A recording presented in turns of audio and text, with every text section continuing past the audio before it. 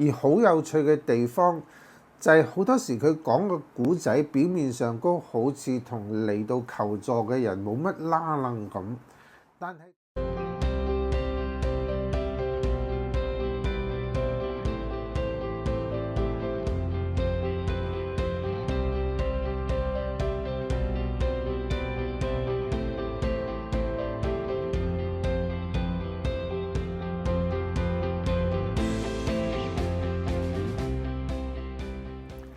Hello， 大家好，歡迎大家翻到嚟胡思亂想快活人生。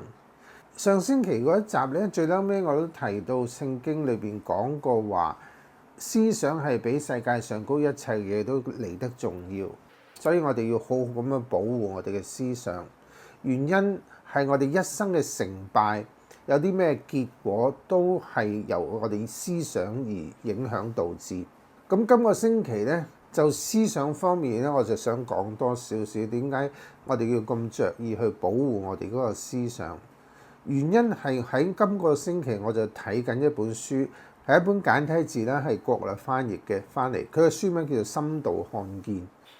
而原文咧就係叫做 My Voice Will Go With You。佢有繁體版嘅書名咧就直譯為催眠之聲伴隨你。因為 My Voice Will Go With You 呢句説話咧，係美國催眠之父 Milton Erickson 咧，佢經常喺佢做治療嘅時候，佢都會講嘅説話，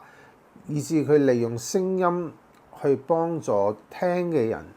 能夠隨住佢嘅聲音，讓佢説話嘅內容產生影響力。原文都係一個好顯淺嘅英文，如果能力足夠嘅話，我其實建議大家嚟到去睇英文，因為喺催眠語言裏邊有陣時有啲字句係較難翻譯。呢本書其實就記載咗好多 Milton Erickson 佢喺做催眠治療裏邊所講嘅一啲嘅古仔。而好有趣嘅地方就係好多時佢講嘅古仔表面上都好似同嚟到求助嘅人冇乜拉楞咁，但係聽嘅人呢，往往就係佢因為呢啲嘅故事而得到改變。所以睇到潛意識對我哋嘅思想嘅傳譯同我哋意識上嗰個了解可能有好大嘅唔同。我哋嘅意識以為冇乜關係嘅，但係往往呢啲故事就影響緊我哋嘅潛意識，而潛意識往往就會影響咗我哋嘅諗法，甚至我哋外在嘅行動。所以你唔想睇英文嘅話，我都會較為建議去睇繁體版。原因就係始終呢本書係講啲故事，係應該用講述嘅形式，所以裏邊關注到一啲嘅語調啦、着重嘅詞彙啊咁。而繁體版就會將呢一啲咁嘅重點嘅詞句咧，用咗一啲深色嘅字體嚟表示出嚟，所以更加讓我哋可以容易啲去留意到呢啲重點。講翻點解我哋要好好咁樣保護我哋思想嘅原因就係原來你睇到咧，我哋意識上高以為分辨到一啲有用或者冇用嘅知識咧，其實佢唔能夠確實咁樣去把關。而一啲我哋頭腦上高以為冇乜影響嘅嘢，原來正喺度影響緊我哋嘅潛意識，以致我哋不自覺咁採取咗某啲嘅行動。最大嘅證明就係廣告啦。無論你係聽嘅廣告，或者係喺電視視頻上都睇嘅廣告，我哋睇嘅時候可能覺得唔關自己事，唔會去理會，但往往其實佢暗地裏係影響緊我哋購買嘅習慣，或者選擇嘅時候是否選擇某一個品牌。就書中我舉一個例子，係 Milton Erickson 咧講述佢關於一個擦豬背嘅故事。佢話某一年嘅夏天咧，為咗賺取大學嘅學費咧，Milton Erickson 就需要自己去上門推銷一啲圖書。一日嘅傍晚，佢就希望農場主人咧就買佢手頭上嗰個書。對方就直接拒絕咁話：靚仔，我係從來唔睇書嘅，亦都冇閱讀嘅習慣，我只係對豬有興趣嘅啫。咁 Milton Erickson 咧就同佢講：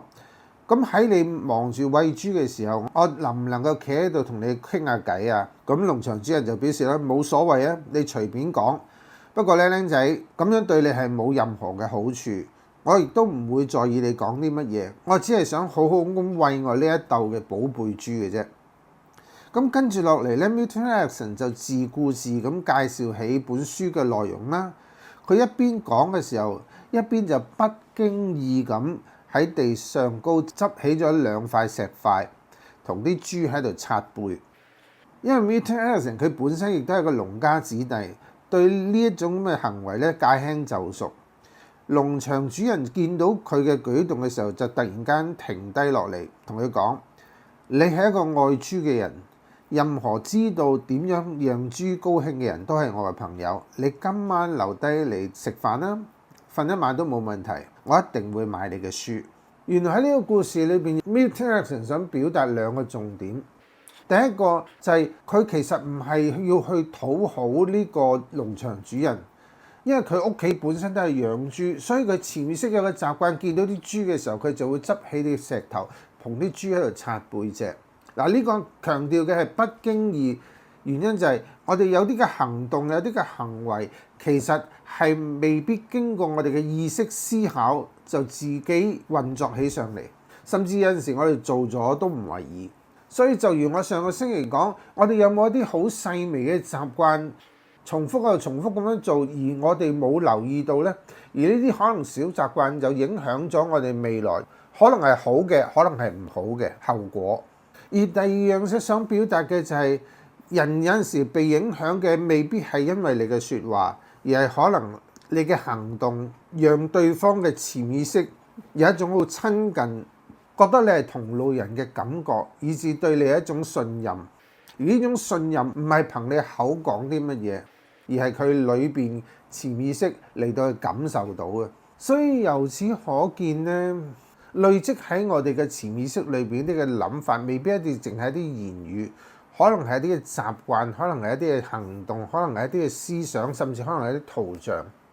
故此，我哋平日究竟係接觸緊一啲乜嘢外界嘅視覺、聽覺或者一啲感受性嘅嘢？呢啲就會儲存咗喺我哋潛意識裏邊，不經意地影響住我哋。就正如我哋剛才所講，佢係影響緊我哋未來嘅成與敗。就如我哋上個星期咁講，我哋呢啲好微小嘅嘢，積少成多地影響緊我哋嘅言語，影響我哋嘅行動。所以有陣時我哋可能接觸外在嘅刺激只係一剎那嘅啫，但係如果我哋長期沉浸喺呢啲對我哋有負面影響嘅外在刺激嘅話，佢慢慢就會累積喺我哋內心裏邊，而累積到某一個階段會影響咗我哋外在嘅言語行為。就係點解我哋嘅華人社會裏邊，我哋好多時候都比較自卑同埋冇乜自信呢？呢個係源於我哋嘅教育嘅習慣。我哋以往好少話係要去讚賞、欣賞我哋嘅小朋友，好多時我哋都係挑剔佢嘅錯處，希望咁樣為佢好。但係一個長期被批評、被指責、被話佢做得唔好嘅小朋友，佢累積落嚟嘅就係佢做得唔好呢一個咁嘅信念，甚至可能佢嘅潛意識裏邊積累咗好多被指責嘅聲音、説話。甚至係一啲過去佢覺得好傷痛嘅場景畫面。試問佢潛意識思想裏邊累積咗咁多負面嘅嘢，佢又點能夠成為一個好有自信嘅人呢？所以無論過去點都好，我哋從今日開始好好咁樣去守護住我哋嘅思想，